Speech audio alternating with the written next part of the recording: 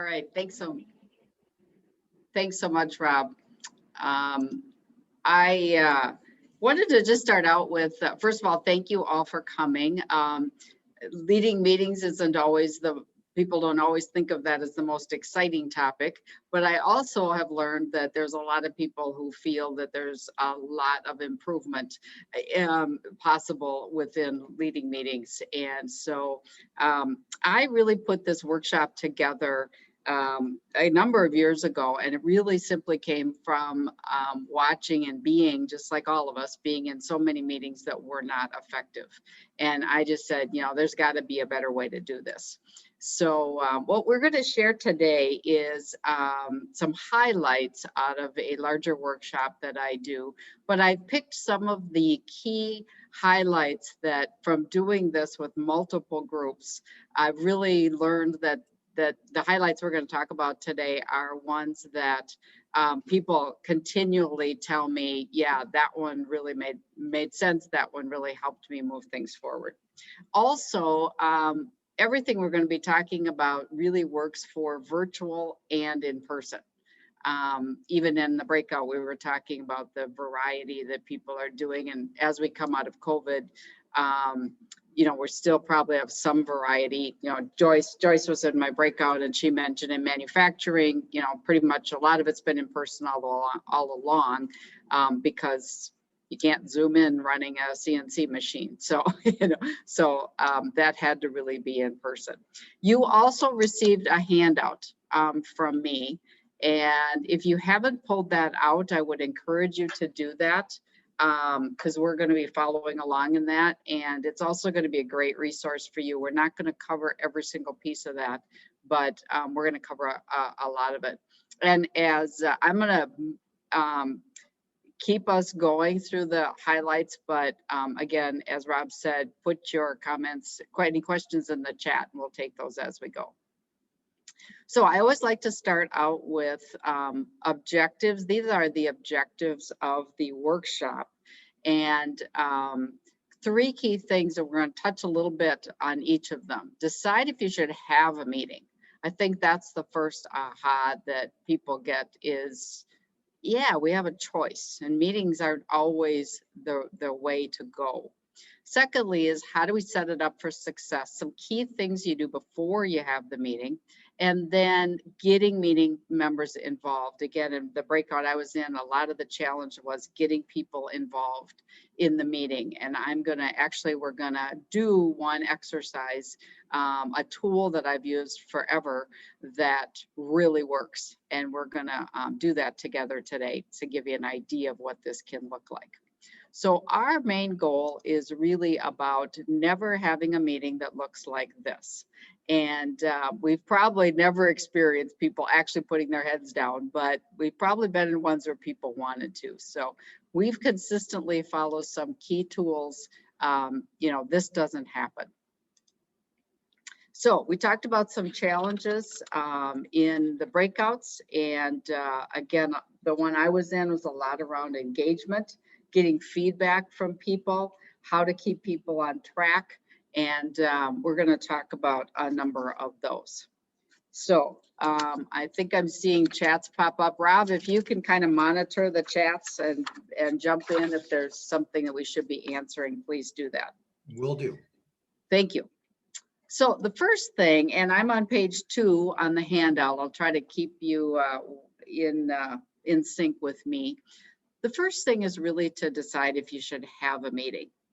So kind of, what is a meeting in the first place? Well, when I think about it, we have some kind of current situation. Maybe we're running behind on building product. Maybe there's a customer issue. But there's some kind of current situation, and then there are desired results. And the first question we should ask is a meeting the right vehicle to move us from the current situation to the desired results? I think we've gotten in the habit of everything we're going to do, we have to have a meeting. And I'd like us to question that. So let's look at these desired results. Often, I think there's one of three things. We either want to share information, We want to gather information or data from people that know it that we don't as leaders. And then we also want to make a decision. And if you turn to page 3 in your handout, you'll see those 3 different kinds of meetings out on a grid. And I'm not going to go through the details of a grid. This is a resource you can use later. But I want to talk about those 3 main kinds of meetings. The first one is really whoever is leading the meeting has some information and they want to share it with the rest of the group. It's pretty one-directional. It's just me telling a bunch of people some information. My bent on that 95% of the time is, if that's your desired effect, don't have a meeting. We've got lots of other ways to get out information. We can send out a well-crafted email. We can send out a little video. There's all sorts of ways to get information out. Gathering people in a meeting to talk at them, it's just not effective. And so that would be my first consideration. Now, should you never have a staff meeting? I'm not saying that, but those kinds of meetings typically are not effective. And I challenge you to think about other ways of doing those. The next one is data gathering meetings. So this is where there's a small group of people that have information or data about a problem, or like, again, say there's a customer issue. You might need information from purchasing, from customer service, from operations, and they all have input to put into this discussion. Then the last one, which I think should be the majority of our meetings, is making decisions. Coming together, having the decision makers coming together, and that can be a variety of people, but a small group, all of which have responsibility and really can contribute to making a good decision. To me, that's the most valuable reason to bring some people together to actually make decisions and move forward. So for our discussion, since we're talking about leading meetings, we're going to pretend that you went through that exercise and decided, yep, I need to have a meeting. We're going to focus on decision-making meetings today. And you'll see on your handout on page 4 that there's different components to running an effective meeting. And we're going to hit a few of those. The first one is clarifying the decision-making, setting it up for success. We're going to hit some highlights on both of those. Creating the meeting structure. I've given you some resources in your handout. We're going to do the exercise on meeting members, and then serving as a facilitator rather than more of a authoritarian is really important. And frankly, we don't have time to go there on that one, but those are really the key components of running an effective meeting. So first, I want to talk about decision making. So if you go to page 5, I have this grid on there. I find that often with meetings, people just don't even consider this. Again, if you have a desired result, something you're trying to solve to create action, there needs to be a decision. So I want to take you around this grid because there's 4 options in making decisions. The lower right, the leader has all the information they need. They have the responsibility and authority. They just make the decision. We do this all the time. We're making decisions with information. Then you don't need to get a group together. So you just make the decision. The upper right, I label that let's talk, and the leader decides. So here's a decision that needs to be made. The leader feels like they need to make it, but they'd like others' opinions. They might need some input, and they want to gather a group to have a meeting. Now, the key here, because any of these ways of making decisions are fine, the key is to be open and honest up front about what it is. Because what I find coaching leaders is sometimes they think, well, if I get a group together, then I give up all my authority and I have to let them decide. That is totally not the case. I've seen leaders, invite people to a meeting saying, I have this decision to make. I really need your information and your valuable input to make this decision. People are more than willing to come to a meeting and say, here's what I think, here's what, the data I have, and let the leader take off and make a decision.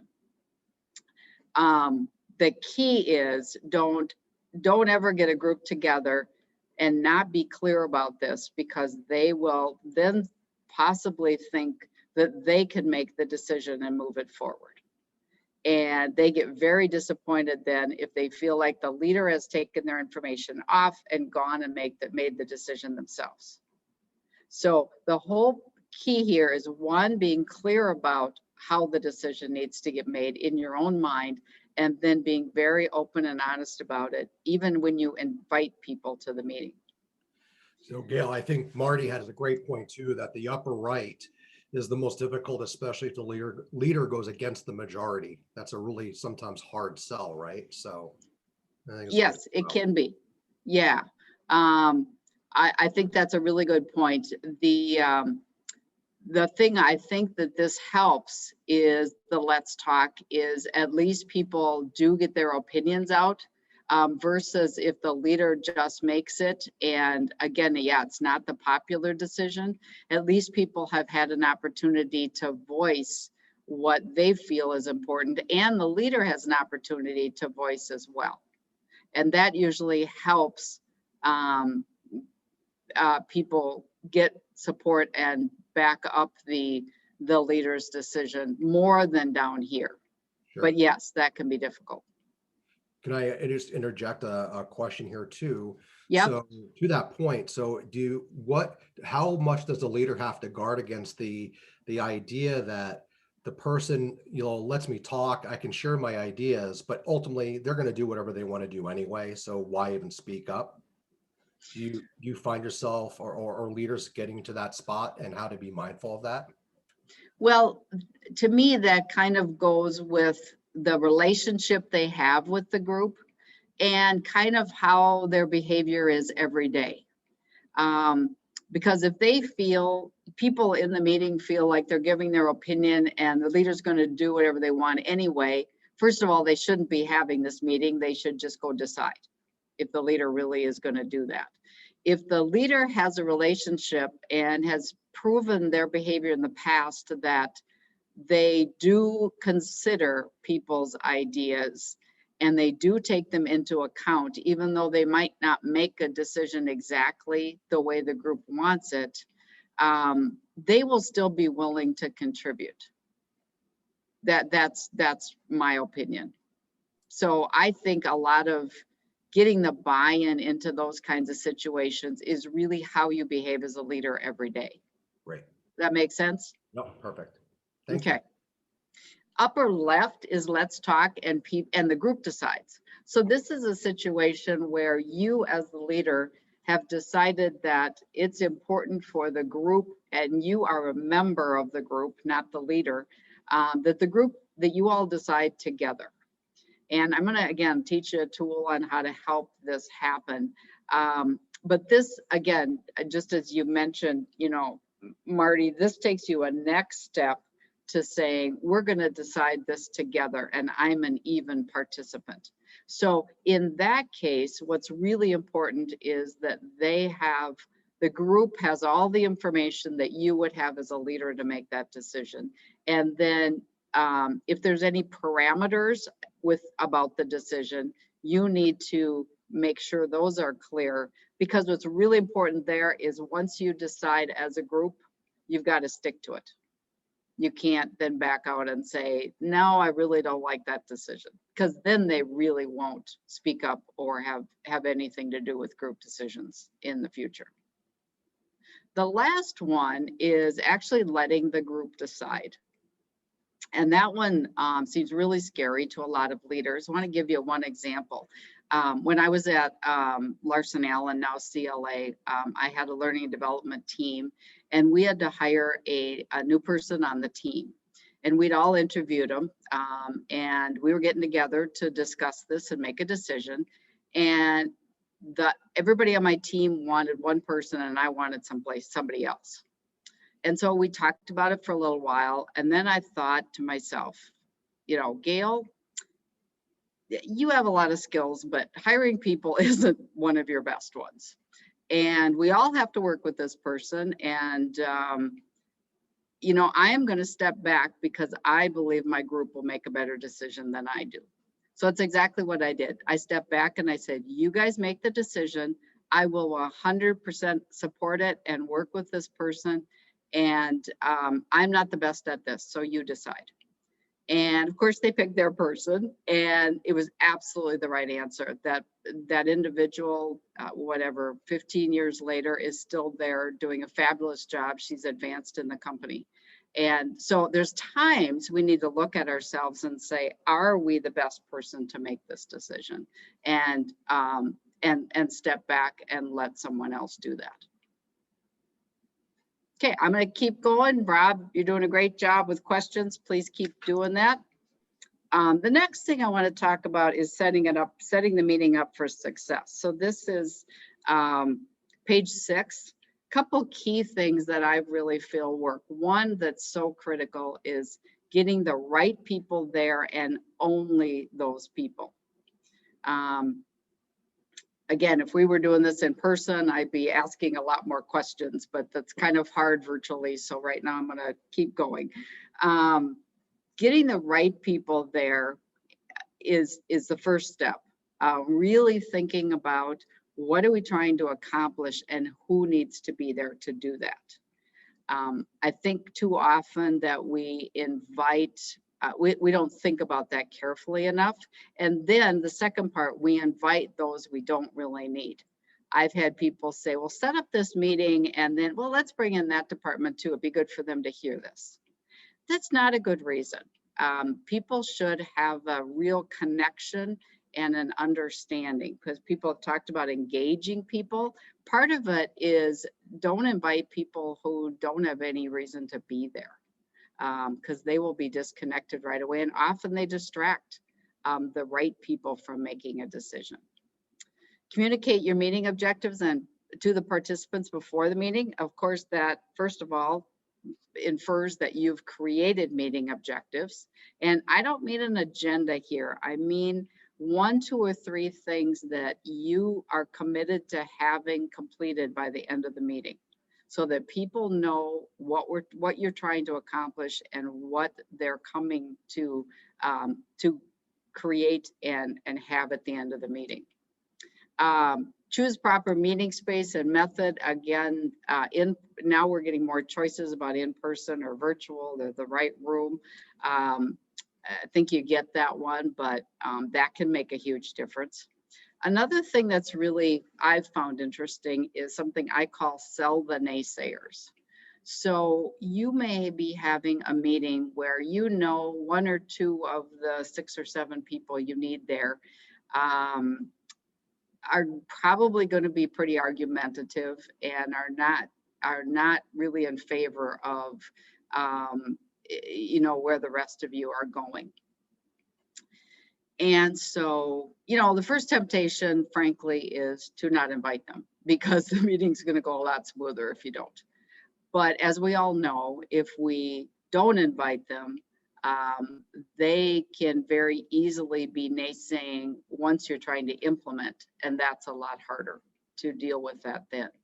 So one thing that I've done that really seems to work is I will individually go and meet with a naysayer before the meeting and not try to change their mind, not try to tell them that their opinion is wrong. What I'm trying to do is invite them to be part of getting to a solution. And so, I want them to share their point of view, but I also ask them to make sure that they will listen to the other points of view and together make the best decision.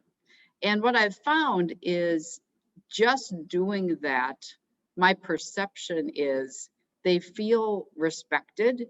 They feel that just the fact that I took that time to go visit them individually and listen to them, they're far more willing to come to the meeting with a more open mind and be part of making a good decision for the company, rather than holding tight to their to their personal agenda.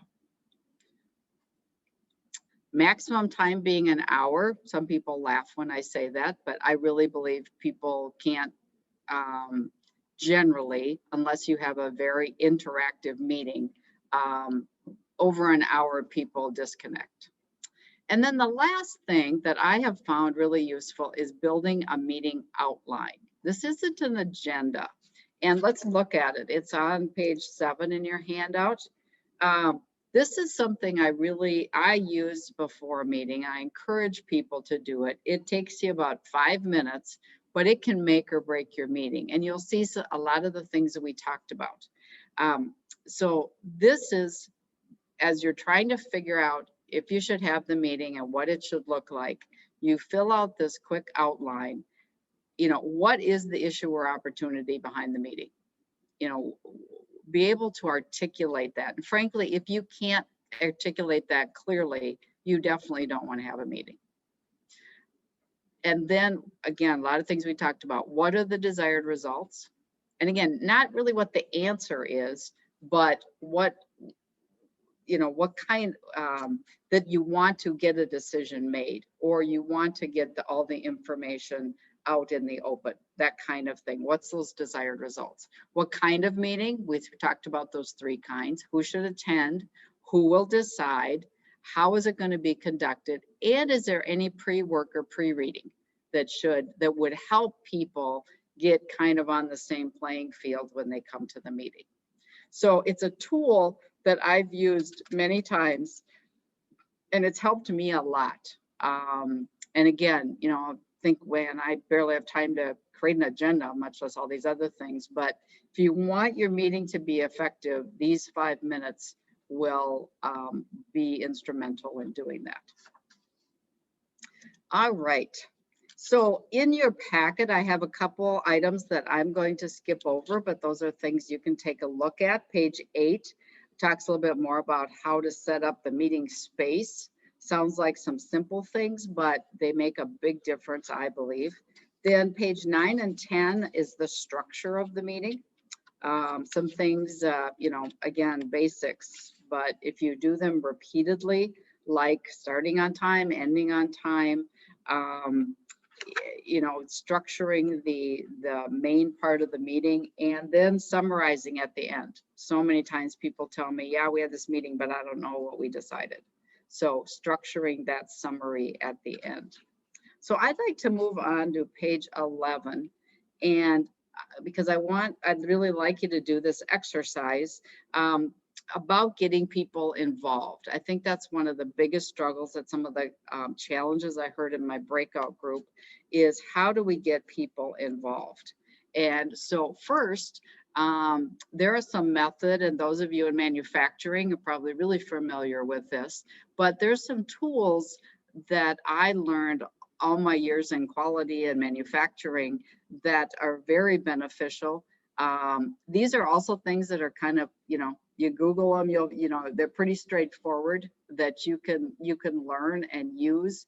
Brainstorming, everybody's pretty familiar with that, but I have lately been reviewing the rules of brainstorming to kind of make sure that people are getting all the way to the good ideas.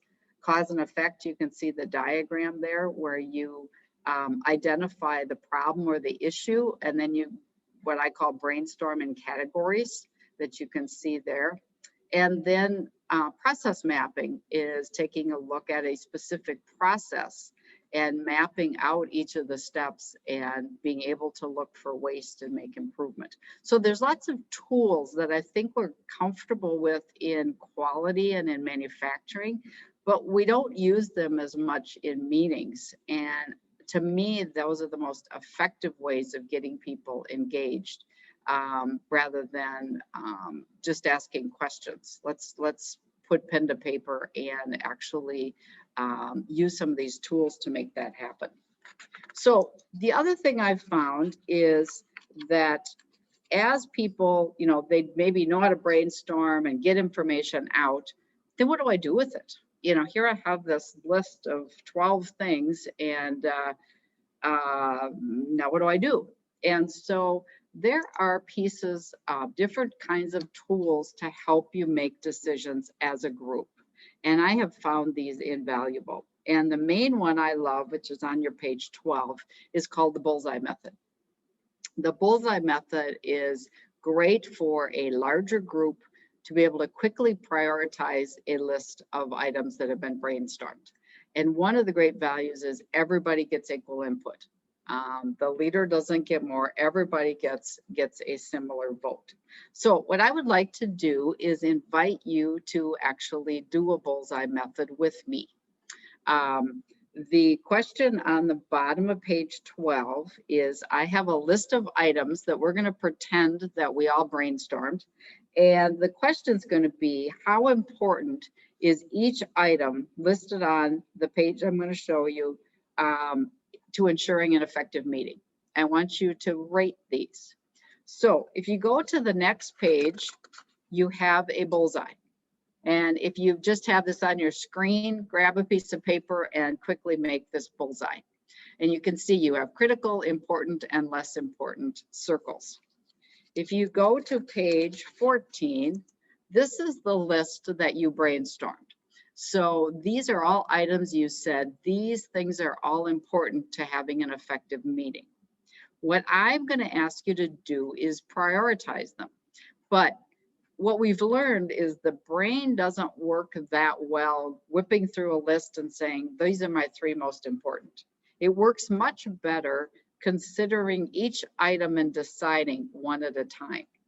So what I'd like to, I'm going to give you a couple minutes. What I'd like you to do is start with the top letters. A, start the meeting on time, and place A on the bullseye where you feel it should go. Is it critical? Is it important? Or is it less important?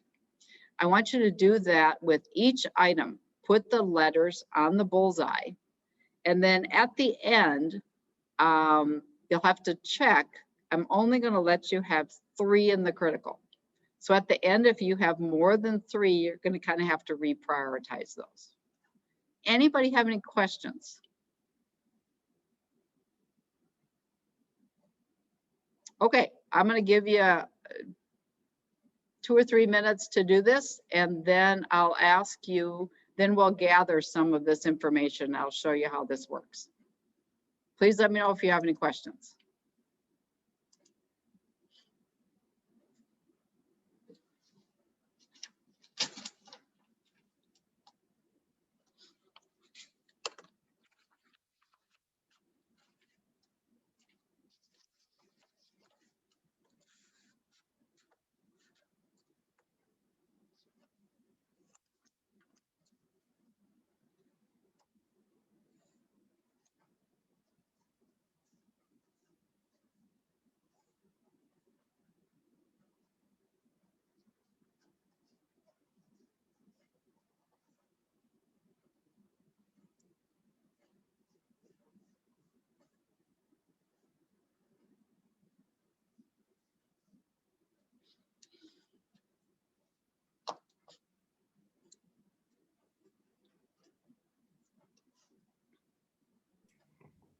Hey, Gail, I just wanted to share a comment from Marty that I just saw pop up here. Yeah. His comment was that you need to acknowledge the impact a decision will have on others. And again, it gave an example that process changes may be really good for one department, but it could become a burden to another. Yes, absolutely. And there again, that's a really good point. And that's why you need to be really careful about who you invite to the meeting. Yep. Because it needs to include that department, but also people that can stand for other areas that might be affected. Good point. Thank you, Marty. I think collaboration is a skill that you acquire over time when you realize the domino effect that your decisions can have, and I've learned from experience, for better or worse, that, it's easy to make a decision in a silo, but once you see what the effects are in other people, it's usually the only time, I think, a good leaders, it's the only time they make that same mistake. You try to be more mindful of your decisions. Right, right. Well, and I think there's also the part of when you're prioritizing and you say, this is number one, that's the place you're going to start. And then as you start that project, start to implement that, that's exactly too where you start looking at, okay, one of the questions has to be, who else could this decision impact, and get those people involved as well. So you make the decision, in my mind, often as this is a place to start. This doesn't always mean this is exactly what we're going to do. It may need to evolve as you're going forward. Yeah. Good point. Okay, so everybody got their bullseye done? Okay, what I would like to do is call on a few people if I could. And would you just tell me the 3 letters you have in the center? So Ed, I'll start with you. You'll have to unmute. Just tell me and put them in order. It sounds silly, but I can do them faster that way. The 3 letters you have in the middle. In the middle, I had B, and then I had D, Okay. and then I had K. All right. Thank you. Jeff, how about you?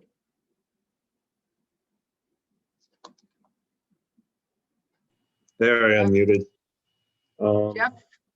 I had B as well. Okay.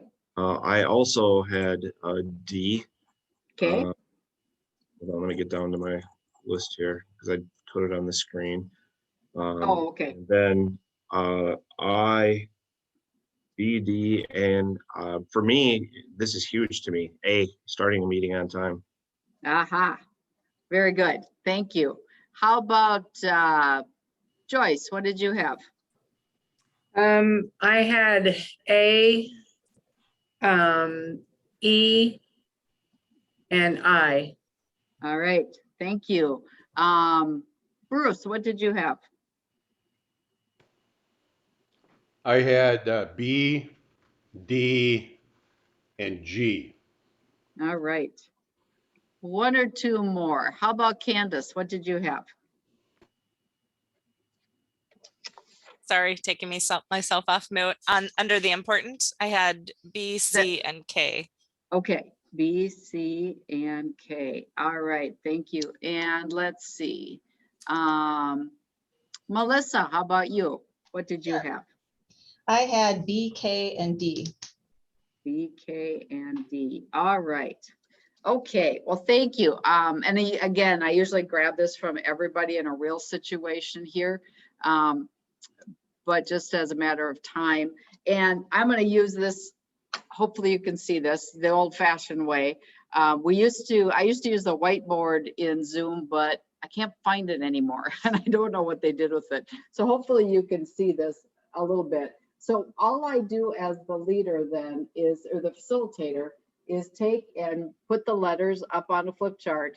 And you can see in a very short period of time, we have a lot of suggestions that didn't even get voted on.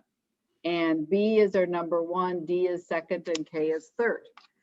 I have to tell you, I have used this so many times, and it inevitably groups, and and people, what's amazing is people who are pretty passionate about their point of view, once they have done this bullseye, they all get behind number 1.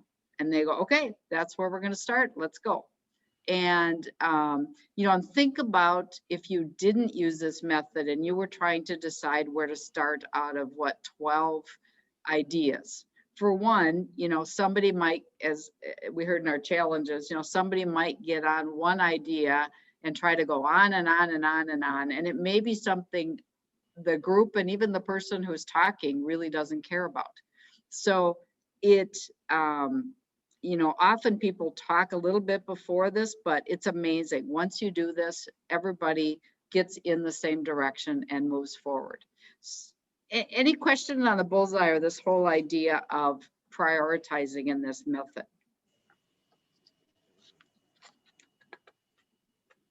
Okay, I really encourage you to try this. I do often tell people to go try it at home first and practice doing it, because you just want to make sure you know what you're doing. I did on page 15 in your handout, I gave you facilitation instructions. So you've got step-by-step way to facilitate the bullseye. But it is a powerful tool of getting people engaged, getting ideas out there, and then actually making a group decision to move forward. I want to pause at this point for just a minute and see if there's any other questions before I kind of wrap it up.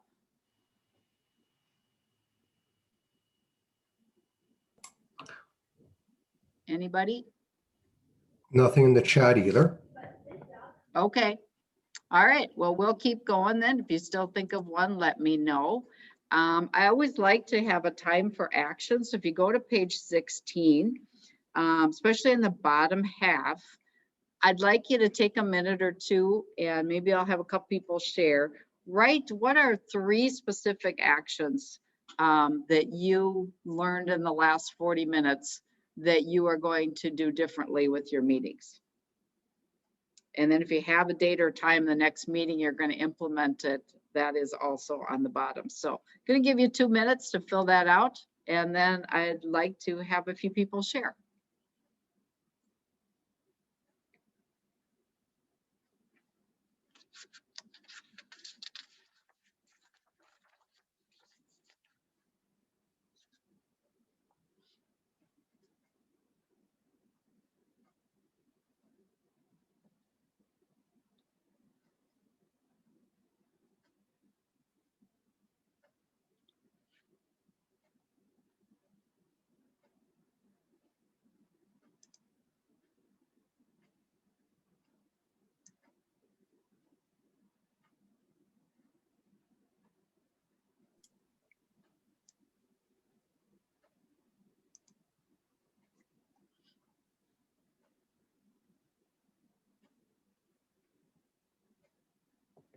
So Gail, from Brenda, she's sold too on going back to the Bullseye Method, looking at B, D, and K.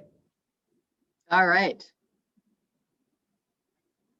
That sounds great. Oh, that was your answer to the 3 things you're going to do? I think it was. All right.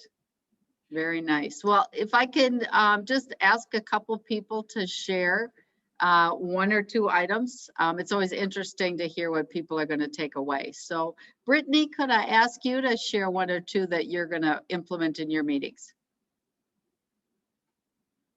You'll have to unmute, Brittany.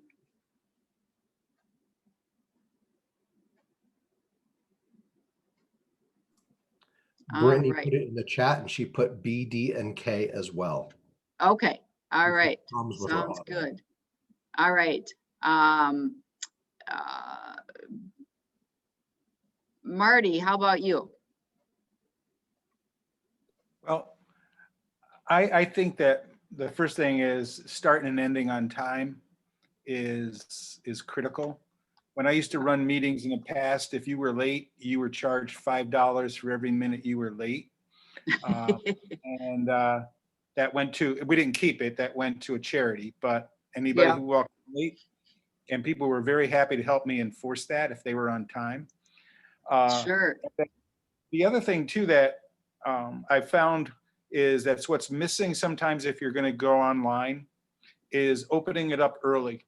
Okay. If you think of how meetings are normally formed when we're all together, Yeah. people get early, there's the chit chat, right? It's Yep. kind of breaking the ice. And without having that, and sometimes on Zoom in meetings, you miss that part. And Right. believe it or not, L, even though it didn't get ranked anywhere, L is critical, especially if you think you're going to have conflict, to have warm beverages versus cold. There's scientific studies done that if you serve warm beverages, you get more ability to get an agreement. Wow. Wow. Very interesting. Thank you, Marty. Dan, you got a couple actions to share? Yeah, I went, I guess, with B and K. More emphasis on K. I think again, I'll go back to my weekly meetings that I have, and really we blow through everything, but we really don't talk about the action steps that we're going to take. So we can review at the next weekly meeting. Yep. Great. And, the summary piece too, I often recommend, if you're facilitating the meeting, ask somebody else to grab that information. Because for me, it gets one more people engaged in the meeting, and it also takes something off of you, and then have them take a minute or two to read it at the end so that everybody walks away with the same information. All right. Well, thank you very much. I just wanted to close with, will your people ever say, I love meetings? Well, I'm not going to guarantee that. But what I have learned in doing this with a lot of people is what they often will say is, with the meetings we have now, we're moving forward and we did it together. And that takes you a long way into having more effective meetings. If you would like to learn more, my information is on page 17 on the bottom. So I'll be happy to talk to anybody more about how to learn more about meetings and some of the other things I do. And yeah, I think we had Q&A here. So I'm going to stop sharing and turn it back over to you, Rob. Well, Gayle, thank you. It was, the one thing I was surprised we didn't talk about at all was selling the naysayers before the meeting starts. You think you're all on the same page, you go into a room with, X number of people, and all of a sudden one person derails the whole conversation, and it can be somewhat problematic from a timing standpoint. Or I learned that a long time ago as well, that it's important to kind of touch base with those folks, just so there's no hidden surprises. You may know where they stand, it may go against the group, but at least you know how to deal with that. So then Jeff had a general question. Does anyone use traction tools for their meeting?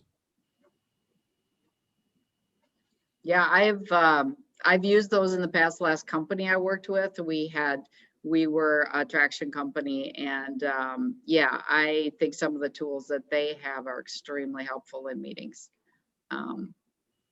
especially the L10 and even the evaluation. I often, when I teach the full workshop, refer to that. Do you guys use it too, Jeff? Yeah, we do. The only thing that throws me with ours is ending on time. And I'm gonna add warm tea, because we do have snacks there, but warm tea, now that I learned that little facet there, that's gonna be added in. But the one is the naysayers, and because the one thing that throws me with traction tools is 2 minutes before, we're like, we start on time. Everyone usually shows up 5 minutes early, but usually the 7th minute before the meeting, 4 or 5 issues get thrown in there, and all of a sudden it's like, oh, the whole naysayer bit went out the window because of it'd be nice. I'd like to have things put in there at least a certain amount of time before, so we know that we're going to cover, so you don't get the extra stuff that takes the meeting over. So the end of the meeting becomes a half hour later than what it's. Use the issues list often helps with that. Yeah. Oh, and people like to add to the issues list at 7 minutes before, so that all of a sudden you get blindsided on different things. Yeah, but that's fine when they do that, because you sit down and go, okay, what's the top 3 that we're going to talk about? So this group consensus. Yeah, no, we do, but we tend to go beyond the top 3 and try to solve a lot more of the issues than those. But yes, I get what you're saying. Yeah. We end up doing a new top 3 and another top 3 and another top 3 sometimes. Gayle, there's a couple of depends where anyone's pet is. Go ahead. It depends where anyone's pet peeve is. Yeah. Yeah, no, right, exactly. Marty, did you have a comment? Yeah, the other thing too is when you're the leader of a group, but your leader, the C-suite, has already told you what the outcome is going to be, right? We want you to get buy-in on this, have your meeting, but we're going to do it anyway.